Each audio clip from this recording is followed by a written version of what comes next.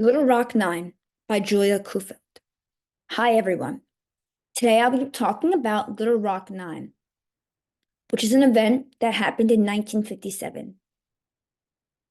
9 ordinary teenagers walked out of their homes and were fighting for civil rights for Americans. This event happened in Arkansas. Reconstruction's amendments: 13th Amendment, 14th Amendment, and 15th Amendment. During the Reconstruction era, amendments were put in place in order for Americans to have rights. The 13th Amendment abolished slavery as an institution in all of the United States. The 14th Amendment granted citizenship to all people who were born or naturalized in the United States. This included formerly enslaved people and provided all citizens with equal protection under the laws. The 15th Amendment gave male citizens the right to vote, no matter their race or no matter their color. These 3 amendments were stepping stones for the nation moving forward. Black codes and Jim Crow laws. Black codes were laws that were passed at all different periods in the southern United States. These laws enforced racial segregation and curtailed the power of Black voters. For example, Black codes in Arkansas, where Little Rock 9 took place,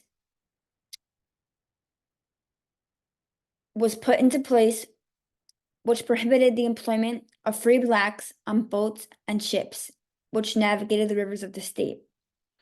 Another example of Black code in Arkansas was in this state, they prevented African Americans from voting and holding in public office. Jim Crow laws were state and local laws that were introduced in the southern United States in the late 19th and 20th centuries, which heavily enforced racial segregation. Overall, the Black codes and the Jim Crow laws really took a toll on these African Americans, which caused their process of fully gaining equality to become a little longer. Disfranchisement of African Americans, which can be seen by poll taxes, literary tests, and the Ku Klux Klan. So the disfranchisement of African Americans was seen by poll taxes, literary tests, and the Ku Klux Klan.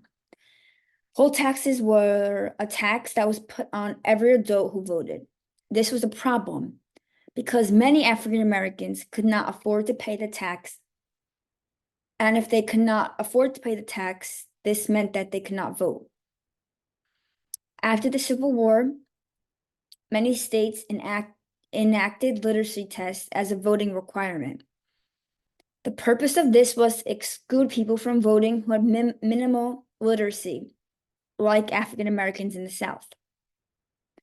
Both the poll taxes and the literacy tests were put into place to stop African Americans from voting because people knew that these taxes and tests would hurt the African Americans the most. The Ku Klux Klan was a group of mostly white Southerners and some Northerners who killed thousands of people, mainly Blacks.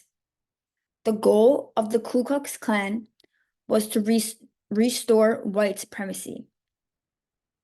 The Ku Klux Klan wanted to prevent African Americans from having any rights, and mainly voting rights.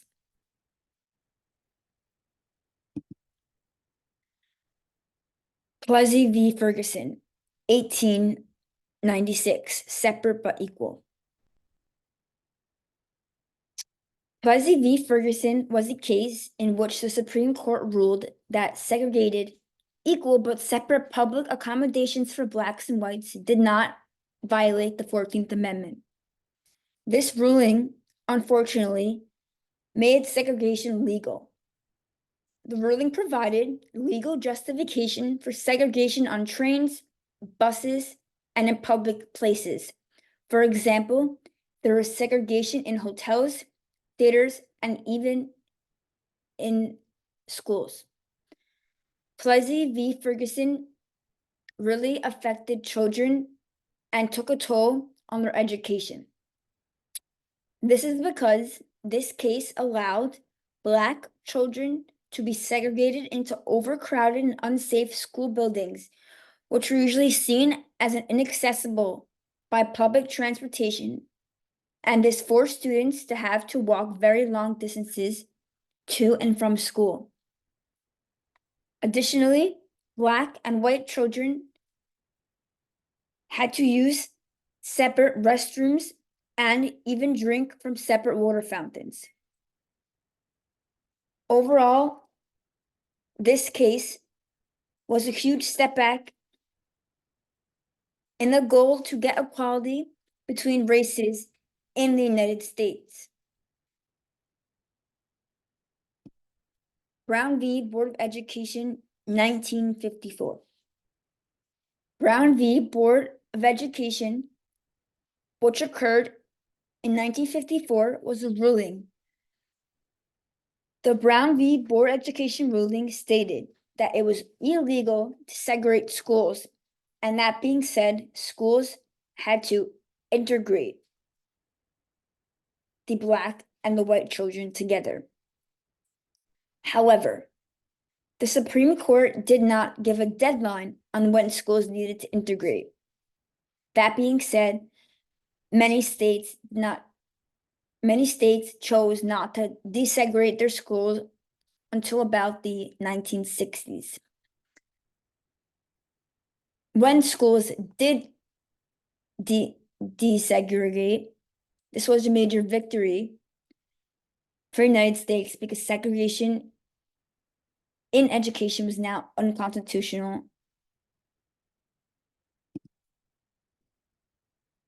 Who were the Little Rock Nine students?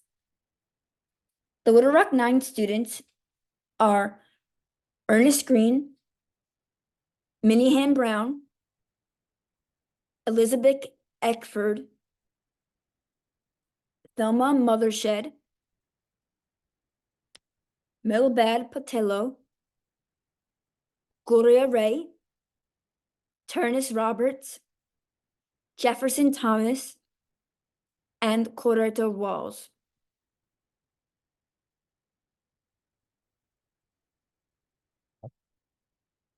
This took place in 1957, and during this time, they were just normal teenagers, ranging in age from 15 to 17.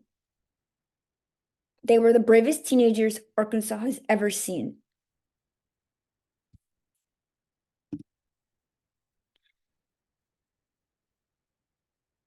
Central High School in Little Rock, Arkansas. Little Rock Central High School was the largest high school in America upon its opening in 1927. This school was the main site of forced desegregation in 1957 after the United States Supreme Court ruled that segregation by race in public education was unconstitutional 3 years earlier. Today, the Little Rock Central High School is a still functioning 9th to 12th grade school where children still attend. However, the school is not open to public. The events of Little Rock. In 1957, 9 brave teenagers became symbols like the landmark decision people know as the Brown v. the Board of Education. The Little Rock Nine, which 9 teens became to be known, were the first ever African American students to enter Little Rock Central High School. Fast forward to 3 years earlier,